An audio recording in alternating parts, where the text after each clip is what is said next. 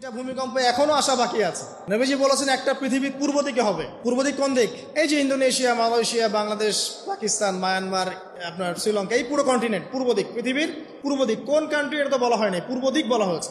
এবং এখানে ভূমিকম্প বলা হচ্ছে না, বলা হচ্ছে ভূমি ধসে যাবে, মানে পুরো ভূমিটা নিচে চলে যাবে। এখন যারা এগুলো নিয়ে গবেষণা করেন তারাও কিন্তু সেম কথাই বলছেন, খেয়াল করে দেখেন।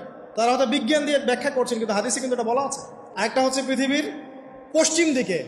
আর পশ্চিম দিকে কেন হবে জানেন? সমকামিতার কারণে, সুদের কারণে, জেনার কারণে, পর্নোগ্রাফির কারণে, এবং সারা বিশ্বকে তারা যে জুলুমটা করছে, এই জুলুমের প্রতিফল হিসেবে আল্লাহ পাক ধসিয়ে দিবে। এর কোনো অস্তিত্বই থাকবে না। এখন মনে হচ্ছে না যে পুরো সারা ওয়ার্ল্ডকে রুল করছে, অস্তিত্বই থাকবে, ভূমিধস। আরেকটা হচ্ছে পৃথিবীর মাঝখানে। মাঝখানে কারা আছে বলেন? মাঝখানে আমাদের আমিরুল মুমিনিনরা আছে এখন, নাকি? যারা গান বাজনাকে উন্মুক্ত করে দিচ্ছে, যারা পর্দার শিথিলতা নিয়ে আসছে, হ্যাঁ, যারা ইসরায়েলের সাথে আতাত করছে, এরা আছে, আমিরুল মুমিনিনরা আছে। তো সেখানেও একটা ফিতনা অপেক্ষা করছে, অপেক্ষা করতে থাকেন।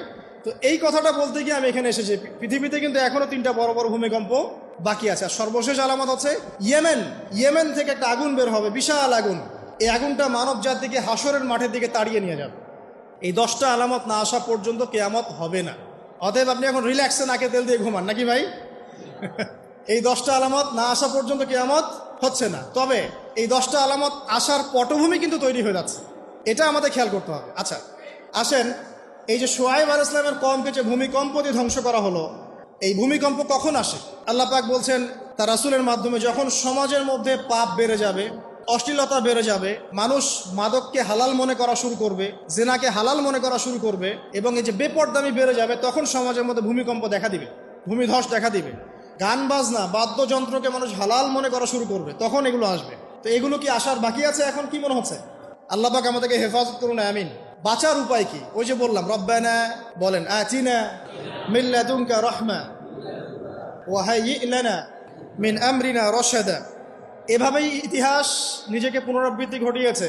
ইতিহাস পড়ে দেখেন, আমি নিজে হিস্ট্রির ছাত্র, আপনি পড়ে দেখবেন, পুরো ঐতিহাসিক পটভূমি পড়ে দেখবেন, মানুষ এই ঊনবিংশ শতাব্দী আসার আগে এত অশ্লীল ছিল না।